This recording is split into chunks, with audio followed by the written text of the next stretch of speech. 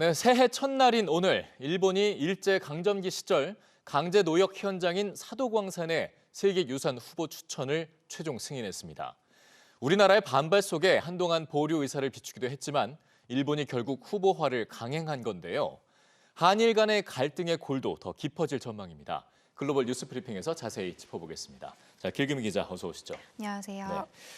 새해부터 답답한 소식입니다. 기어코 일본 정부가 이 사도광산을 정식적으로 세계유산 등재를 추진한다고 지금 밝힌 거죠. 그렇습니다. 오늘 오전 열린 가기에서 결정이 된 건데요. 외신에 따르면 일본 정부는 일제강점기 강제 노역 현장인 니가타현 사도광산을 유네스코 세계문화유산 후보로 공식 추천하기로 최종 결정하고 오늘 정식 승인했습니다. 네, 이렇게 정식 승인이 되면 오늘 바로 유네스코에 관련 의사를 전달하게 되는 거죠. 그리고 결정은 그럼 언제쯤 최종적으로 나게 되는 겁니까? 네, 우선 일본 정부는 추천서를 오늘 유네스코 세계유산센터에 제출하게 되는데요. 이 사도광산의 등재 여부는 유네스코 조사단이 현재 조사 등을 거친 후 특별한 이견이 없다면 내년 여름쯤 결론 날 것으로 예상되고 있습니다. 예. 하지만 우리나라의 반발이 계속되고 있기 때문에 변수는 남아있는 상황이죠. 이 교도통신도 한국의 반발 속에 사도광산에 대한 후보 추천이 이루어져 유네스코가 한국과 일본의 양자 협의를 촉구할 수 있다면서 결정을 위한 심사가 미뤄질 가능성도 있다고 예측했습니다. 네. 현재 양국 모두는 실제 태스크포스를 만들어서 대응하겠다는 입장을 밝혀왔는데요. 유네스코를 대상으로 한국과 일본의 역사 논쟁이 또 한 번 이어질 것으로 전망되고 있습니다. 사도광산의 역사, 우리가 좀 자세히 한번 되짚어봐야 할 필요가 있지 않을까요? 그렇습니다. 세계문화유산 후보로 등재된 사도광산, 역사적으로 가혹한 노동 환경으로 악명이 높았던 곳인데요. 예. 에도 시대부터 태평양 전쟁 시기 많은 노동자들이 참혹한 노역을 치른 공포의 무대이기도 합니다. 앞서 몇 차례 전해드렸듯이 이곳을 거쳐간 우리 노동자들은 평균 수명이 40을 넘기지 못하고 일을 하면서는 3년에서 길게는 5년밖에 버티지 못했다고 하는데요. 일제 강제동원 평화연구회가 작년 12월 24일 출판한 책이죠.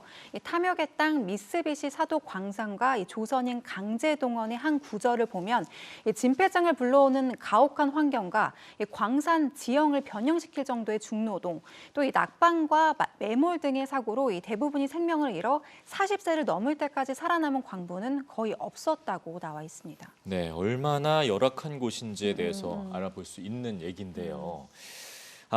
일본 입장에서 봤을 때 이제 사도광산이 실제 에도 시대에는 막부의 자금줄로도 이제 활용이 됐고, 그리고 1900년대에 들어서는 아무래도 전쟁 물자를 확보하는 데 또 활용이 되지 않았습니까?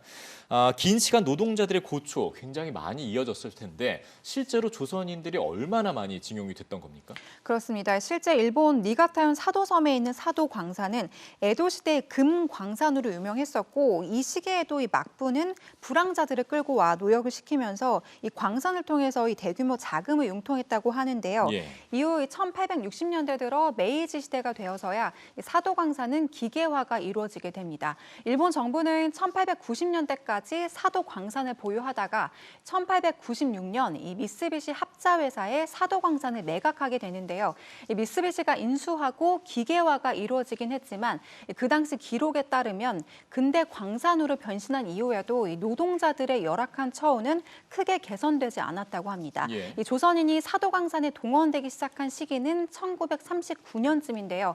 일본의 사도광산 권위자인 히로세 교수는 이때부터 이 태평양 전쟁이 발생한 1945년까지 적어도 해마다 2,000명 정도의 조선인이 동원된 것으로 추정을 했습니다. 예. 이 태평양 전쟁 기간 사도광산은 주로 구리와 철, 아연 등 이 전쟁 물자를 캐는 광산으로 활용됐다고 하죠.